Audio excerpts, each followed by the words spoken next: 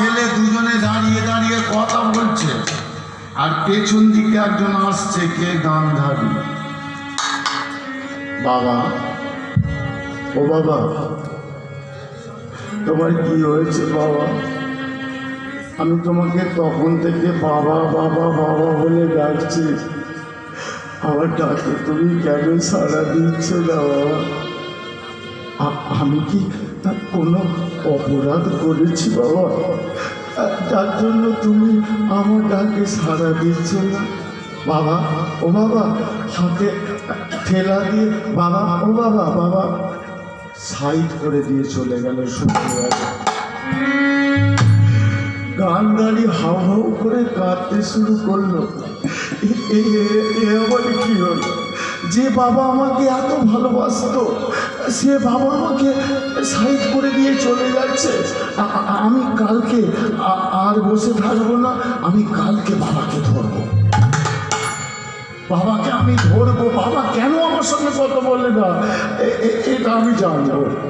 পরের দিন আবার সুবর্ণা যখন চলে যাচ্ছে, গান্ধারী পেছন দিক থেকে সে সামনে দাঁড়িয়ে বলে উঠেছে, বাবা কি হয়েছে তোমার? তুমি কেন আমার সঙ্গে কথা বলো না? বলো বাবা, কি হয়েছে বাবা?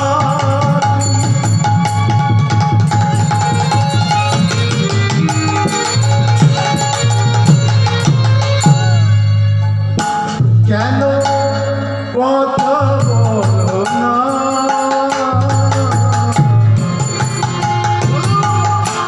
কি হয়েছে?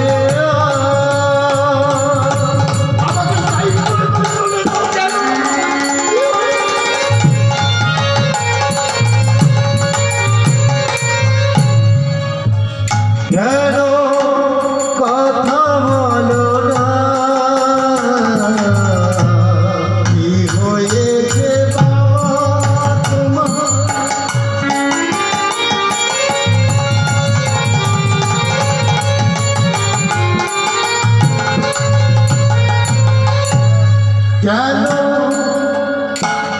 কথা বলো না? কি হয়েছে বাবা তোমার?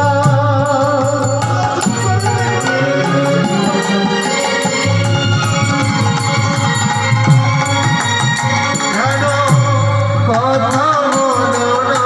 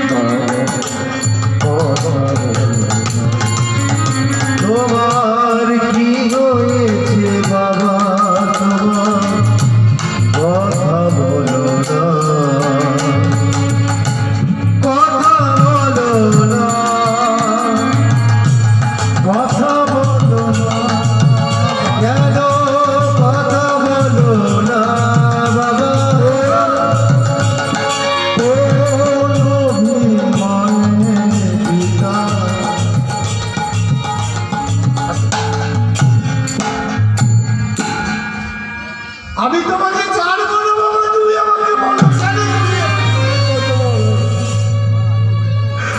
আমি কি অপরাধ করেছি? আমি তোকে বলতে পারবো না গান্ধারী। না বাবা, আমি তোমার চরণ ছাড়বো না।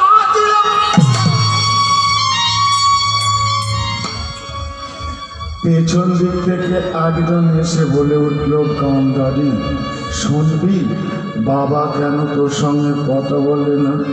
শুনবি? এই দেখ, এই চিঠিটা তুই পড়ে দেখ। গান্ধারী হাতে করে চিঠিটা নিয়েছে, চিঠিটা পড়েছে। ও বাবা, এই জন্য তুমি ভয় করছো? আমাকে ভীষ্ম বলেছে তার ভাইপো ধৃতরাষ্ট্রের সঙ্গে বিয়ে দেবে, সে জন্ম অন্ধ, তুমি তাই ভাবছো বাবা? কেঁদো না বাবা,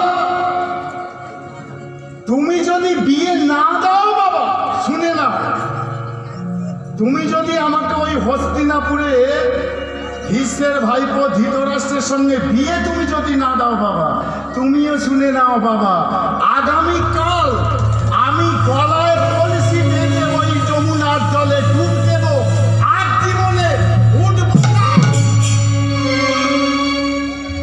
তাও যদি না মরি, আমি দোকান থেকে বিষ কিনে এনে খেয়ে মরে যাব, আমি তোমাকে এই মুখ আর দেখাবো।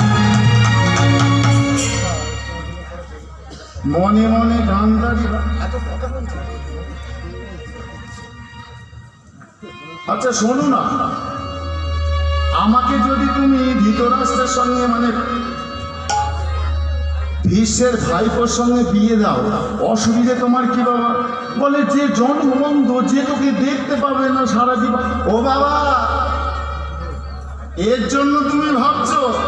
আর একটা ভেবে তুমি দেখেছো বাবা, ওই হস্তিনাপুরে গেলে আমার কি হবে জানো? আমি জন্ম অন্ধ স্বামী পাবো, কিন্তু আর একজনকেও তো পাবো। যার কথা তুমি আমায় বলেছো তাকে তো পাবো। অন্য যদি কাউকেও নাও পাই, তাহলে আমি একজনকে পাবো। সে কে? সে হলো গিরিধারী লাল শ্রীকৃষ্ণ। যাবো বাবা, আমি চলে যাব, তুমি পালকি ডাকো, কালই চলে যাবো।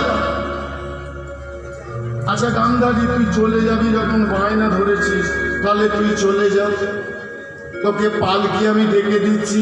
আচ্ছা অর্থ যা আছে, টাকা পয়সা তুই সব নিয়ে যা। আচ্ছা ধন ঐশ্বর্য, সোনার গয়না টয়না, কাপড় চুপড় ভাত। বলে না বাবা, আমি সোনার অলঙ্কারে সাজতে চাই না, আমি ভালো কাপড়ও পরতে চাই না। কেন বাবা? কেন বাবা জানো তুমি? আমি কার জন্য সাজবো বাবা? আমি সিঁথি সিঁদুরটা যে পরবো, হাতে শাঁখা, সোনার হাতে শাঁখা পরবো, গলায় চেন পরবো, ভালো কাপড় পরবো, কেন পরবো বাবা? আমার স্বামী তো জন্ম অন্ধ, যার জন্য আমি সাজবো, সে যদি না আমাকে কোনোদিনও চোখের দেখা দেখতে পায়, তাহলে সে সাজাটা আমার সাজ নয়, সেটা হবে আমার সাজা। আমি চাই না তোমার শনিরাত সোনা দানা মণিমুক্ত, আমাকে তুমি বিদায় দিয়ে দাও, আমি চলে যাব আগামীকাল। যেই বলেছে বিদায় দিয়ে দেব, সুবল রাজা বলার সঙ্গে সঙ্গে বলছে, ও হে গান্ধারী, এতদিন তুই আমার কাছে ছিলি, আমার সুখ দুঃখের সাথী হয়েছিলি। আমি যদি জল খেতে চাইতাম, তুই আমায় এক গ্লাস জল গড়িয়ে দিতিস। আর